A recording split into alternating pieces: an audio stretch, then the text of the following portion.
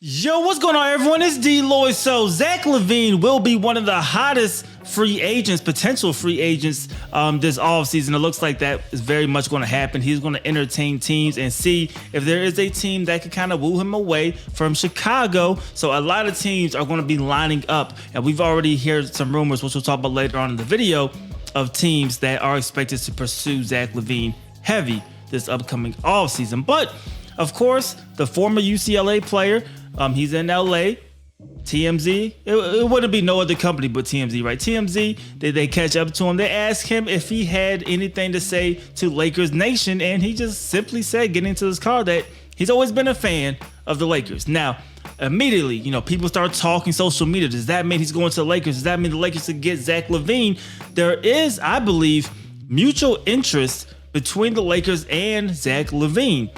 But there's just so many hoops that you kind of got to go around to make that happen if the Lakers were going to go after Zach LaVine. Of course, Zach LaVine has a $19 million cap hit this season. So if you're going to do a trade, you got to make that money line up, which means Russell Westbrook way over what Zach LaVine's going to get. You will have to get something else back in return from Chicago, or the more likely scenario will be that Zach LaVine causes some type of ruckus, right? I'm only playing for the Lakers, which tells every other team to back off.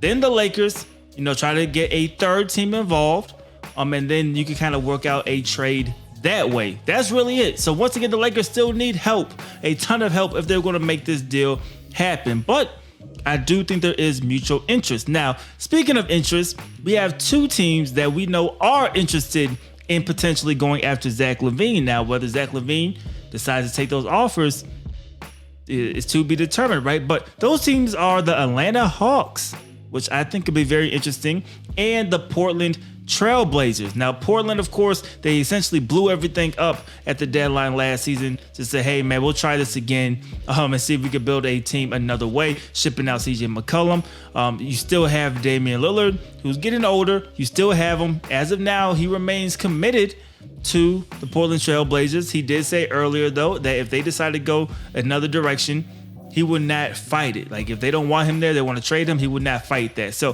that's always a possibility, but I do think Portland, at least for the next season, maybe two, they try to field a team together to make that final push with Damian Lillard as the focal point of the offense. So if you bring in a Zach LaVine and Damian Lillard, that's not bad. That is something that I think will be solid. But in that Western Conference, are you really competing, right? I don't know. It's going to be tough. Now you look at the Atlanta Hawks. Atlanta Hawks is a team. They were just in the Eastern Conference Finals last season. Of course, had a little bit of a down year this season, but you still have a Trae Young that can help space the floor. And now, do you bring in Zach LaVine to play with Trae? That is a possibility. Now, we know the Hawks are going to be super aggressive this offseason. Basically, every single player is available to be traded except for Trae Young. So they're the wild card, right? Can they push and make that good sales pitch to Zach LaVine to bring him in? You're going to have to have one heck of a sales pitch, because still the most money Zach LaVine can make is going to come from the Chicago Bulls. So you're going to have to really have something to intrigue him and entice him. Now, the Lakers, being one of his, he said he always loved them, but being his hometown team, maybe that's enough to entice him. But that one is a long shot because of everything you have to do to make that happen. The others, easier, you could just sign, but at the same time, Chicago, you play there. They love you in Chicago. I know you want to be the guy. DeMar DeRozan is going to play forever. So maybe you just take the money and chill in Chicago and see what happens, with the next contract. But he did let it be known that, he liked the Lakers. I think everybody's kind of taking the hint now that he will be available. He will entertain teams, and he will seriously consider teams this offseason. The Bulls are confident that they could re-sign him. Then you have other teams that are lining up ready to, go get him, man. But you guys let me know how you guys feel about this in the comment section below.